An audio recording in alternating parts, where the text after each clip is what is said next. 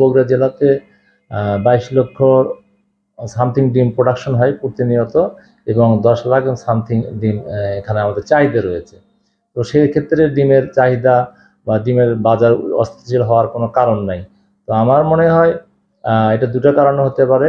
একটা হচ্ছে যেটা আমরা এর আগে ধরেছিলাম বা প্রশাসন ধরেছিল, বিভিন্ন সিন্ডিকেট যারা স্টোরে ডিম মজুত করে, সেটা একটা কারণ। এবং দামটা তারা সকালবেলা আমরা শুনেছি তারা ফোনে দামটা ফিক্সড করে দেয়, সেটা একটা কারণ। আর দ্বিতীয়ত হচ্ছে অন্যতম মূল কারণ ডিমের যে খাদ্য খেয়ে ডিম প্রোডাকশনটা হয়। আপনারা জেনে থাকবেন যে 6 মাস কিন্তু মুরগি পালন করতে হয়। 6 মাস পালনের পরে ডিম প্রোডাকশন হয়। তো তখন যদি এসে যখন ডিম প্রোডাকশনটা হলো, তখন খাদ্যের দামটা বেড়ে গেল। তো খাদ্যের দামটা যদি আমরা সহনীয় পর্যায়ে আনা যায়, সেক্ষেত্রে ডিমের দাম কমবে বলে আমি মনে করি। আমাদের আসলে মুরগির দামটা স্থিতিশীল আমরা বলছি।